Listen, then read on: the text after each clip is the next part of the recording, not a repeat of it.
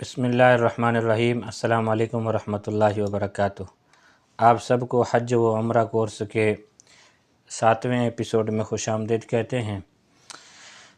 آج کے کورس میں یا آج کی نشست میں انشاءاللہ ہم براہ راست حج کے اعمال پڑھیں گے کہ 8 ذی الحجہ سے لے کر 13 ذی الحجہ تک کون کون سے حج کے اعمال ہیں۔ پہلے 4-5 منٹ میں آپ اس کے خلاصہ سن لیں۔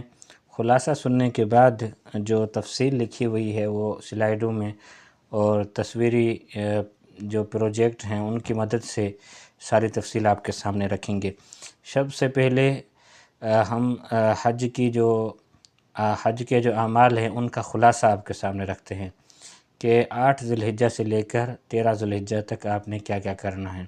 تو ڈے بائی ڈے یعنی دن بہ دن 8، 9، 10، 11، 12 ان دنوں کی مصروفیات کیا ہوں گی وہ چند الفاظ میں چند لائنوں میں آپ سن لیں۔ 8 ذی الحجہ کو فجر نماز پڑھنے کے بعد آپ نے سب سے پہلے احرام باندھنا ہے حج کا، اس کے بعد حج کی نیت کرنی ہے۔ اللہم انی ارید الحج فیسرہ لی وتقبلہ منی، یہ پڑھ کر اس کے بعد تلبیہ شروع کرنا ہے۔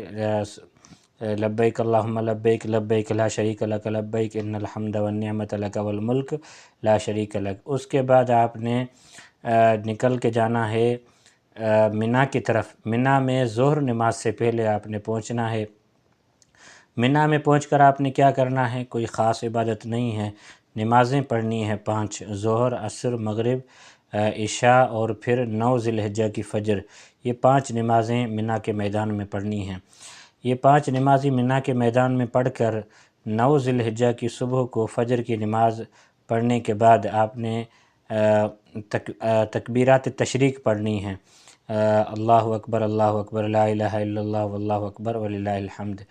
تکبیرات تشریق پڑھنے کے بعد تلبیہ پڑھنا ہے۔ 9 ذی الحجہ کی فجر کے بعد آپ نے یہاں سے نکلنا ہے عرفات کی طرف۔ عرفات میں آپ نے ظہر سے پہلے، ظہر سے بھی تھوڑا سا پہلے اپنا جو سورج بالکل زوال میں آتا ہے 12:30 1 کے درمیان میں، تو اس وقت آپ نے وہاں پہنچنا ہے عرفات کے میدان میں۔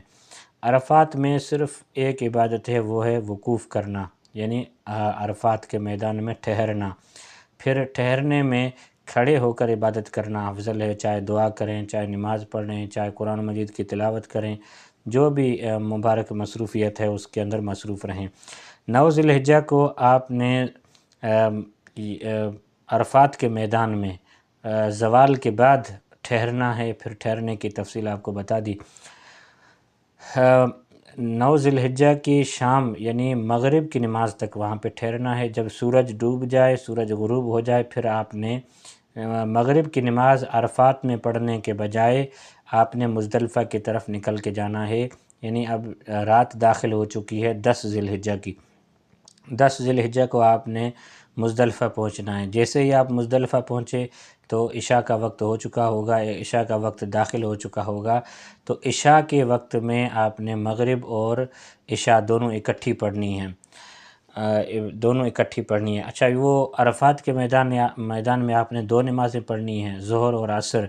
اگر آپ امام کے پیچھے کھڑے ہیں تو دونوں نمازیں ایک وقت میں پڑھنی ہوگی۔ اگر آپ امام کے پیچھے نہیں ہیں، اپنے خیمے میں نماز پڑھ رہے ہیں، تو آپ نے ظہر کی نماز اپنے وقت میں اور عصر کی نماز اپنے وقت میں پڑھنی ہے۔ اس کے بعد آپ گئے مزدلفہ، مغرب اور عشاء کی نماز اکٹھے پڑھی۔ پھر آپ نے مزدلفہ میں رات رہنی ہے، رات گزارنی ہے۔ رات وہاں پہ گزار کے پوری رات آپ نے تسبیح پڑھی، تلاوت کی، جو بھی کیا۔ فجر کی نماز آپ نے مزدلفہ کی مسجد مشعر حرام میں ادا کرنی ہے امام کے پیچھے۔ امام کے پیچھے فجر کی نماز ادا کر کے آپ نے وہی تلبیہ پڑھنا ہے اور اس کے ساتھ تکبیرات تشریق پڑھنی ہے۔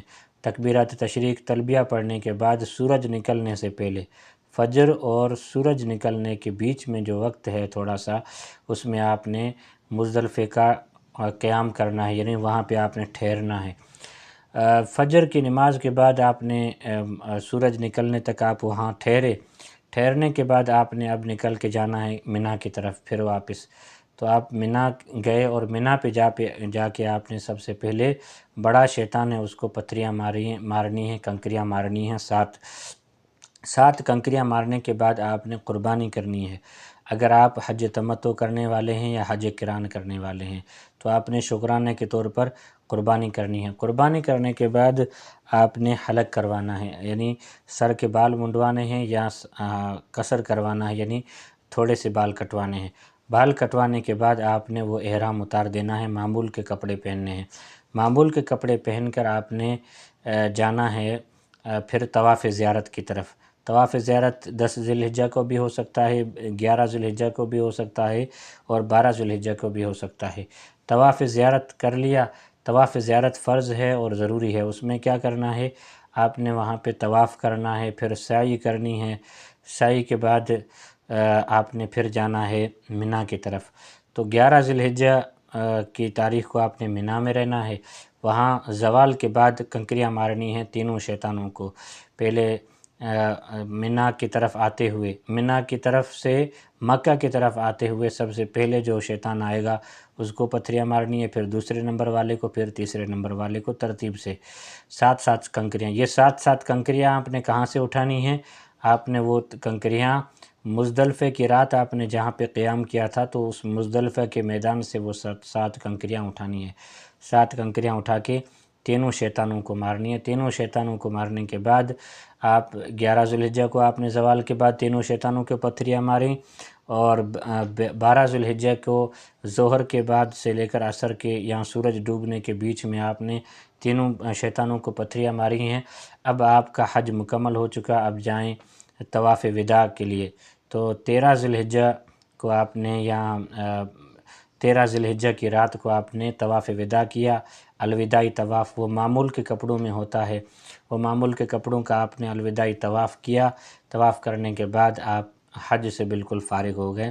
تو یہ حج کا مختصر جو ہے تعارف آپ کے سامنے آ گیا۔